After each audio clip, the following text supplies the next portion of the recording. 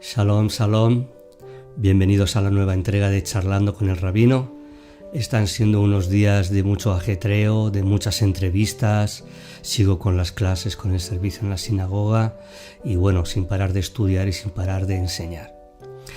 Quiero traer un pequeño mensaje que me parece importante, muy importante. Bueno, he estado en Barcelona. He hecho 1500 kilómetros para una entrevista que me ha parecido una entrevista muy importante, muy trascendente. Pero bueno, no voy a hablar de esa entrevista, sí de una pregunta que me hicieron. Me preguntaron qué era un rabino. Y yo expliqué lo que era un rabino, desde mi punto de vista, claro, yo no puedo dar el punto de vista de otro, doy el mío, ¿no? Entonces yo dije que era un consejero, que era un médico de almas, que era un guía, bueno, muchas cosas positivas. Que entiendo que tiene que ser así, no puede ser de otra manera, ¿de acuerdo? Bien, pero lo que no es un rabino, ni puede ser bajo ningún concepto, es un prevaricador. Es un embustero, un engañador, un falsificador, un estafador que utilice las doctrinas para sacar dinero a la gente. Y por supuesto, no puede ser un corruptor del mensaje de la Torá ni de la enseñanza del Mesías. Y me diréis, o me dirán ustedes, dependiendo de la edad que tengan, ¿por qué dice esto el rabino?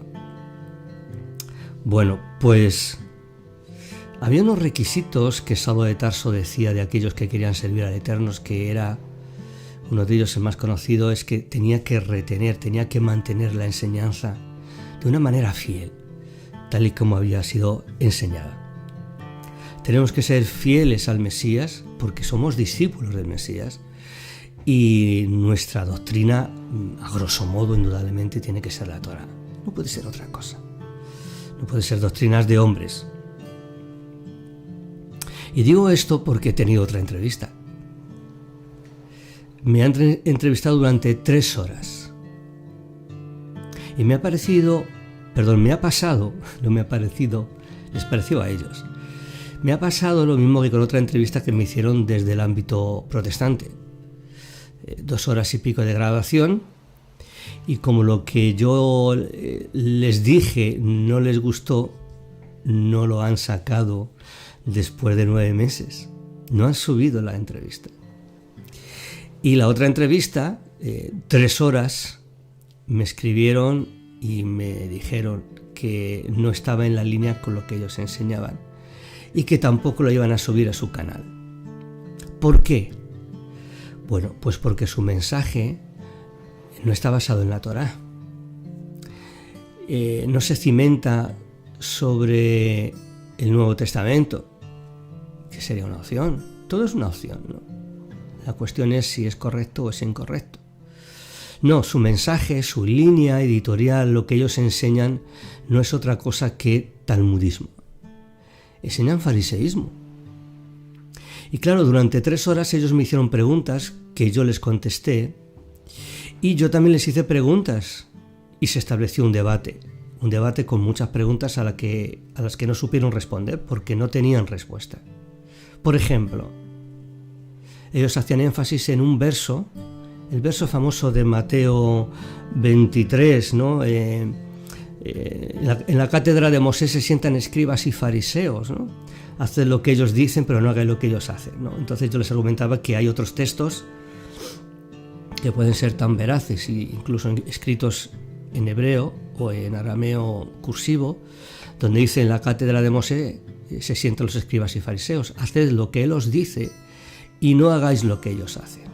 Bueno, entonces ellos se argumentaban o se amparaban en este texto de hacer lo que os dicen los fariseos, pero no hagáis como ellos hacen, para argumentar que enseñaban Talmud.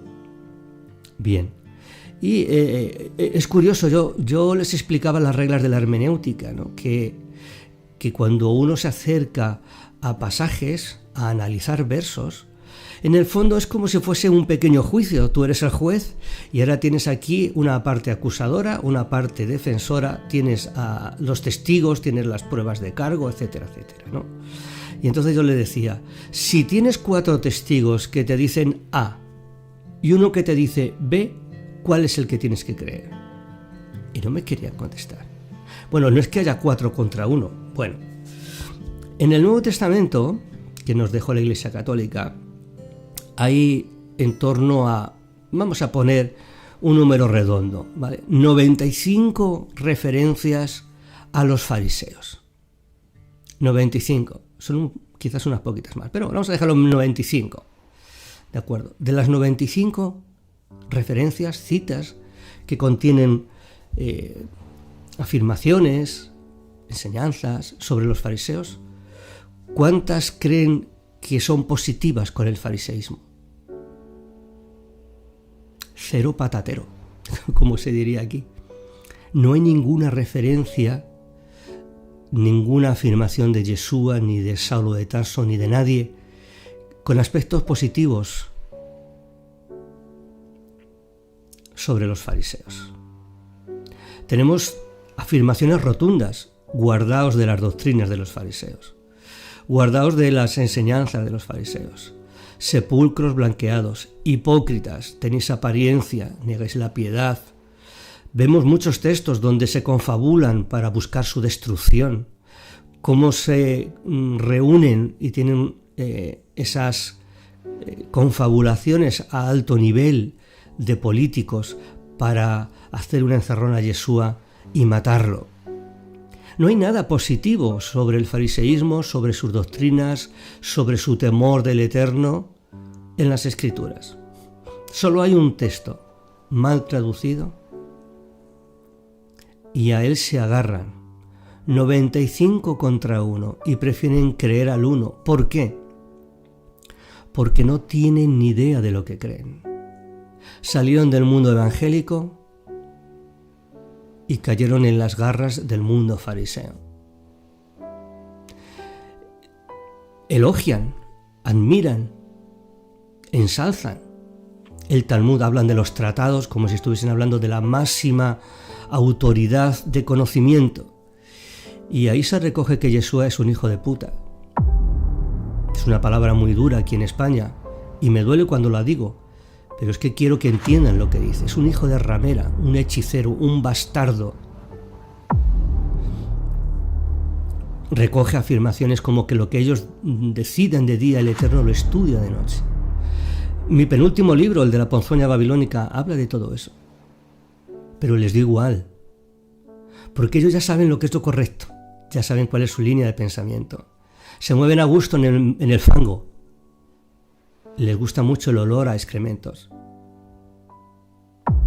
Sí, excrementos. Ellos dicen que el Mesías se está cociendo en excrementos y semen por toda la humanidad, por toda la eternidad. Bueno, humanidad, eternidad, por toda la eternidad. Entonces, ¿cómo puede ser para ellos un referente, el referente, en mayúsculas el referente, lo recogido en el fariseísmo? Y es porque no saben ni lo que leen, no saben ni lo que siguen. Por mi profesión, muchas veces he estado al lado de drogadictos, de delincuentes,